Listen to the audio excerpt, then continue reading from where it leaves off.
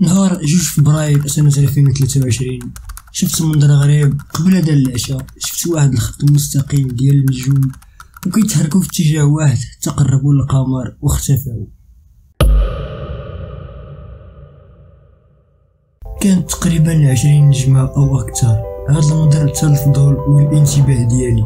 بقيت كنفكر في هذه الظاهرة، واش هي ظاهرة كونية ولا هي علمية من صنع الانسان. في ديك اللحظة ملي اختفى داك السرب النجمي وبحضور مجموعة ديال الناس اللي شاهدوا المنظر، سمعت البعض منهم كيدعى بالرزق ومنهم اللي كيقولوا انه ظهور ملائكي، وكل واحد بدا كيعبر على المشهد كيف ما فهمو.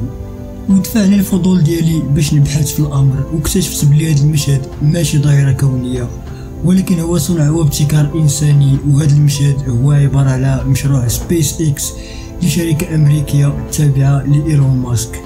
وهذه الشركة قامت مؤخرا بإطلاق 60 قمر اصطناعي للاتصالات والإنترنت من طراز ستارلينك. وكيقولوا بأن ستارلينك كتخصص التغطية ديال الكرة الأرضية بشبكة الإنترنت السريع، وهذا الشيء بالفضل ديال نشر واحد الكمية كبيرة من هاد الأقمار حول الأرض، واللي كيوزن كل قمر 500 كيلو، وكتخول الدخول للإنترنت بسرعة 1 جيجا بايت في الثانية، اللي كيناسب معيار 5 جي في كل مناطق العالم وحتى المناطق النائية. وهاد الشركة ديال سبيس اكس كتحاول تطلق 11,000 قمر اصطناعي. وهاد الأقمار الاصطناعية بانوا بالعين المجردة من قبل في كثير من الدول العربية كلبنان وفلسطين وسوريا وحتى في الجزائر.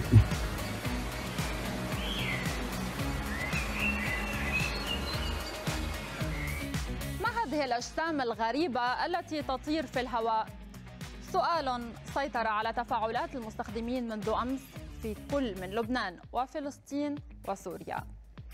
ما حدث أنها سلسلة من الأجسام المضيئة ظهرت في سماء مدن مختلفة لبنان فلسطين وسوريا، وقالت روايات إنها ظهرت أيضا في تركيا.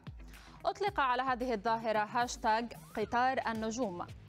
تقارير صحفية قالت إن شركة سبيس اكس المملوكة لإيلون ماسك قد أطلقت صاروخ فالكون 9 وعلى متنه 46 قمراً صناعياً في إطار مشروع ستارلينك الذي يوفر خدمة الإنترنت الفضائي.